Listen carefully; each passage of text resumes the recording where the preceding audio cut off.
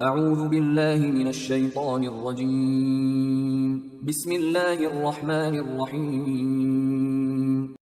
سورہ فاتحہ قرآن اللہ کی بھیجی ہوئی کتابوں میں سے آخری کتاب ہے جو اس نے اپنے آخری رسول حضرت محمد مصطفیٰ صلی اللہ علیہ وآلہ وسلم پر نازل کی۔ سورہ فاتحہ قرآن کی پہلی سورت بھی ہے اور قرآن کا خلاصہ بھی ہے۔ قرآن کی تعلیمات کا محور مندرجہ ذیل دو نکات ہیں جو اس سورت میں بیان کیے گئے ہیں۔ اللہ کی وحدانیت، اللہ ایک ہے، وہی اس کائنات کا رب ہے، کوئی دوسرا اس کا شریک نہیں ہے۔ قیامت کا وقوع، قیامت برحق ہے، یہ وہ دن ہے جب تمام انسانوں کو دوبارہ زندہ کر کے اٹھایا جائے گا۔ اس دن ہر فیصلے کا اختیار صرف اللہ کو حاصل ہوگا۔ بسم اللہ الرحمن الرحیم، الحمد للہ رب العالمین۔ سب تعریفیں اللہ ہی کے لیے ہیں جو تمام جہانوں کا رب ہے۔ وہ تمام جہانوں کا مالک و آقا، پرورش و نگہبانی کرنے والا اور حاکم و منتظم ہے۔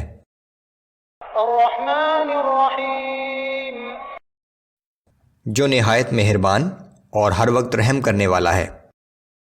مالک یوم الدین، جو روز جزا کا مالک ہے۔ ایاک نعبد و ایاک نستعین، اے اللہ، ہم صرف تیری ہی عبادت کرتے ہیں اور صرف تجھی سے مدد مانگتے ہیں۔ اہدنا الصراط المستقیم، ہمیں سیدھا راستہ دکھا۔ صراط الذین انعمت علیہم، ان لوگوں کا راستہ جن پر تو نے انعام فرمایا، غیر المغضوب علیہم ولا الضالین، نہ کہ ان لوگوں کا راستہ جن پر تیرا غضب نازل ہوا اور نہ ہی ان لوگوں کا راستہ جو گمراہ ہو گئے۔ سورہ بقرہ، سورہ فاتحہ میں انسان کی طرف سے سیدھا راستہ دکھانے کی دعا کی گئی تھی۔ اب سورہ بقرہ کی آیات نمبر 2 تا 5 میں اس دعا کا جواب ہے کہ یہ قرآن ایسی کتاب ہے جو دنیا کے تمام انسانوں کو سیدھا راستہ دکھانے کے لیے نازل کی گئی ہے، لیکن اس سے فائدہ وہی لوگ اٹھائیں گے جو اس پر ایمان لائیں گے اور اس کے احکام پر عمل کریں گے۔ سب سے پہلی اور ضروری شرط ایمان بالغیب ہے، یعنی اللہ، اس کے فرشتوں، تمام رسولوں، وحی، کتابوں وغیرہ پر ایمان، کہ ایمان کے بغیر دنیا کی نعمتیں تو حاصل ہو سکتی ہیں لیکن آخرت کے حوالے سے نہ کوئی عمل مقبول ہے اور نہ ہدایت ممکن ہے۔ مومنین کی 6 خصوصیات کا ذکر۔ بسم اللہ الرحمن الرحیم، الف لام میم، الف لام میم، یہ حروف مقطعات ہیں۔ ذلك الكتاب لا ریب فیہ ھدی للمتقین، یہ الکتاب ہے، اس میں کچھ شک نہیں، یہ اللہ سے ڈرنے والوں کی رہنمائی کرتی ہے۔ بلا شبہ یہ اللہ کی طرف سے بھیجی ہوئی کتاب ہے۔ یہ وہی کتاب ہے جس کا وعدہ تورات اور انجیل میں کیا گیا تھا، اور مزید یہ کہ اس کے مضامین شک و شبہ سے بالاتر ہیں۔ الذين يؤمنون بالغيب ويقيمون الصلاة ومما رزقناهم ينفقون، یہ اللہ سے ڈرنے والے وہ لوگ ہیں جو غیب پر ایمان لاتے ہیں اور نماز قائم کرتے ہیں، اور جو کچھ ہم نے انہیں عطا کیا ہے اس میں سے اللہ کی راہ میں خرچ کرتے ہیں۔ ہدایت حاصل کرنے کے لیے اولین شرط اللہ پر مکمل ایمان ہے۔ مال و دولت سمیت تمام رزق اللہ ہی کا عطا کردہ ہے اور یہ انسان کی آزمائش کے لیے ہے۔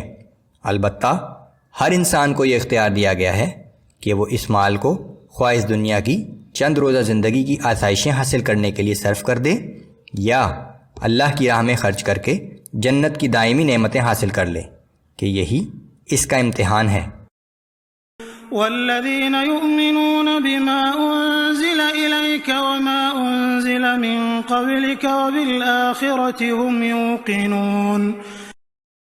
اور یہ لوگ جو کچھ آپ پر نازل کیا گیا اور جو آپ سے پہلے نازل کیا گیا سب پر ایمان رکھتے ہیں اور آخرت پر بھی پختہ یقین رکھتے ہیں کہ ہر لمحہ دل میں یہ خوف رہے کہ ہر انسان کی طرح ایک دن مجھے بھی اللہ کے سامنے پیش ہونا ہے، جہاں میری بقایا زندگی کی مستقل رہائش گاہ کے بارے میں فیصلہ ہوگا، نعمتوں سے بھری جنت یا جہنم کی بھڑکتی ہوئی آگ۔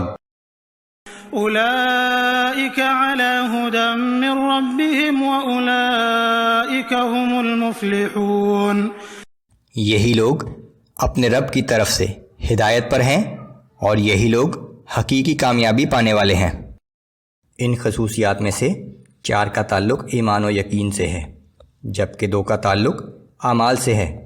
ایمان لاتے ہی عملی زندگی میں نماز اور انفاق فی سبیل اللہ ضروری قرار پائے۔ حج اور روزے کا یہاں ذکر نہیں ہے کیونکہ وہ اپنے وقت پر آئیں گے، لیکن یہ 2 چیزیں فوراً ضروری قرار دے دی گئیں۔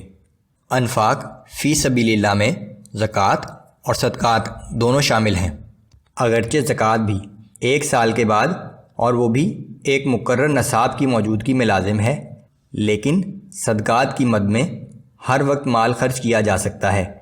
یہ ایک مستقل عبادت اور اللہ کے نزدیک انتہائی پسندیدہ عمل ہے۔ سورہ بقرہ آیات نمبر 6 تا 16 میں ان لوگوں کا ذکر ہے جو پچھلی آیات میں مذکور 6 چیزوں کا یا ان میں سے بعض کا انکار کرتے ہیں۔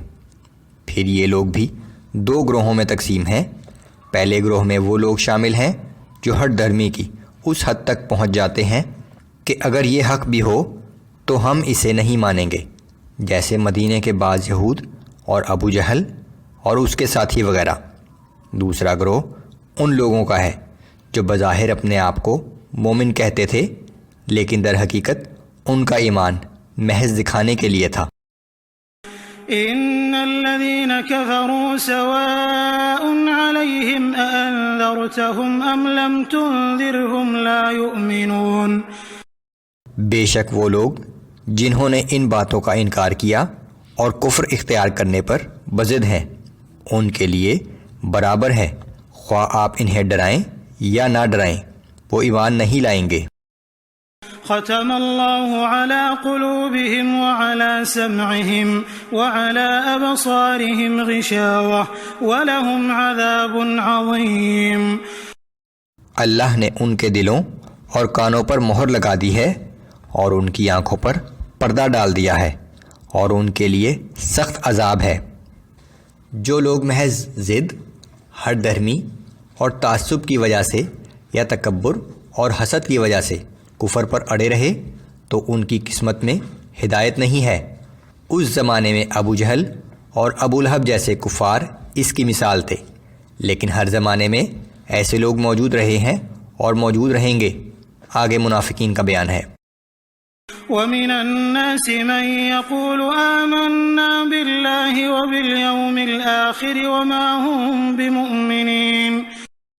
اور لوگوں میں سے بعض وہ بھی ہیں جو زبان سے تو یہی کہتے ہیں کہ ہم بھی اللہ پر اور یوم قیامت پر ایمان لے آئے ہیں، لیکن وہ ہرگز مومن نہیں ہیں۔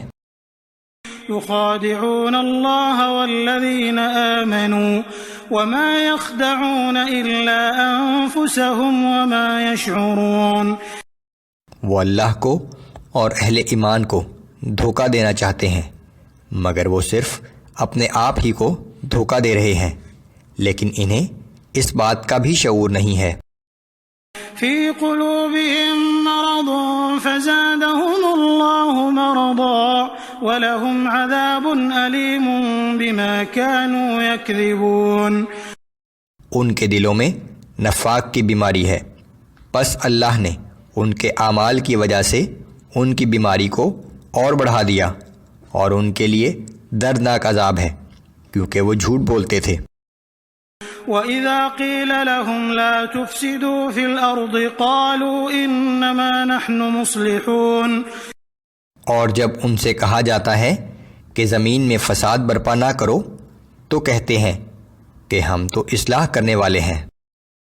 الا انهم هم المفسدون ولكن لا يشعرون۔ یاد رکھو کہ یہی لوگ حقیقت میں فساد برپا کرنے والے ہیں، مگر انہیں اس بات کا شعور تک نہیں ہے۔ وَإِذَا قِيلَ لَهُمْ آمِنُوا كَمَا آمَنَ النَّاسُ قَالُوا أَنُؤْمِنُ كَمَا آمَنَ السُّفَهَاءُ۔ اور جب ان سے کہا جاتا ہے کہ تم بھی ایمان لے آؤ جیسے سب لوگ ایمان لائے ہیں، تو کہتے ہیں کہ کیا ہم اس طرح ایمان لے آئیں جس طرح یہ بیوقوف لوگ ایمان لائے ہیں۔ جو غریب لوگ رسول اللہ صلی اللہ علیہ وآلہ وسلم پر ایمان لائے تھے، کفار کے سردار انہیں بیوقوف سمجھتے تھے۔ الا انهم هم السفهاء ولكن لا يعلمون۔ آگاہ ہو جاؤ، دراصل یہی لوگ بیوقوف ہیں، لیکن انہیں اپنی بیوقوفی کا بھی علم نہیں ہے۔ وَإِذَا لَقُوا الَّذِينَ آمَنُوا قَالُوا آمَنَّا۔ اور جب یہ منافق لوگ اہل ایمان سے ملتے ہیں تو کہتے ہیں کہ ہم بھی ایمان لے آئے ہیں۔ وَإِذَا خَلَوْا إِلَى شَيَاطِينِهِمْ قَالُوا إِنَّا مَعَكُمْ إِنَّمَا نَحْنُ مُسْتَهْزِئُونَ۔ اور جب اپنے شیطان ساتھیوں سے تنہائی میں ملتے ہیں تو کہتے ہیں کہ بلا شبہ ہم تمہارے ساتھ ہیں، ہم تو مسلمانوں کے ساتھ مذاق کر رہے تھے۔ اللہ یستہزئ بہم ویمدہم فی طغیانہم یعمہون۔ اللہ انہیں ان کے مذاق کی سزا دے رہا ہے اور انہیں ڈھیل دے رہا ہے، سو وہ خود اپنی سرکشی میں اندھوں کی طرح بھٹک رہے ہیں۔ اولئک الذین اشتروا الضلالة بالہدى فما ربحت تجارتهم وما كانوا مہتدین۔ یہی وہ لوگ ہیں جنہوں نے ہدایت کے بدلے گمراہی خریدی، لیکن ان کی تجارت فائدہ مند ثابت نہ ہوئی اور یہ ہدایت پر چلنے والے لوگ نہیں ہیں۔ سورہ بقرہ آیات نمبر 17 تا 20۔ پچھلی 10 آیات میں منافقین کا ذکر تھا جو بظاہر اپنے آپ کو مومن کہتے تھے، لیکن در حقیقت ان کا ایمان محض دکھانے کے لیے تھا۔ اگلی آیات میں ان کی حالت کے بارے میں 2 مثالیں دی گئی ہیں کہ یہ بہرے، اندھے اور گونگے ہیں، وہ گمراہی سے واپس نہیں لوٹیں گے۔ مثلهم كمثل الذي استوقد نارا۔ ان کی مثال ایسے شخص کی مانند ہے جس نے تاریکی میں آگ جلائی۔ فلما اضاءت ما حوله ذهب الله بنورهم وتركهم في ظلمات لا يبصرون۔ اور جب اس آگ نے گرد و پیش کو روشن کر دیا تو اللہ نے ان کی بینائی چھین لی اور انہیں تاریکیوں میں بھٹکتا چھوڑ دیا، اب وہ کچھ نہیں دیکھ سکتے۔ صم بكم عمي فهم لا يرجعون۔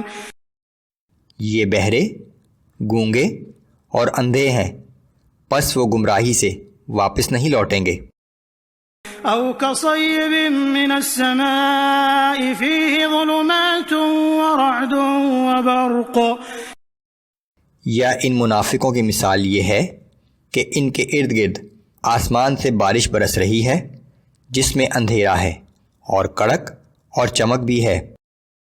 يجعلون اصابعهم في آذانهم من الصواعق حذر الموت والله محيط بالكافرين۔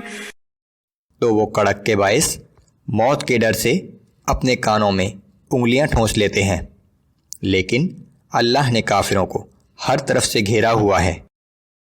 يكاد البرق يخطف أبصارهم۔ یوں لگتا ہے کہ بجلی ان کی بینائی زائل کر دے گی۔ كلما أضاء لهم مشوا فيه وإذا أظلم عليهم قاموا۔ جب بھی بجلی کی وجہ سے ان کے لیے کچھ روشنی ہوتی ہے تو اس میں چلنے لگتے ہیں، اور جب ان پر اندھیرا چھا جاتا ہے تو کھڑے ہو جاتے ہیں۔ ولو شاء الله لذهب بسمعهم وأبصارهم اور اگر اللہ چاہتا تو ان کی سماعت اور بصارت بالکل سلب کر لیتا۔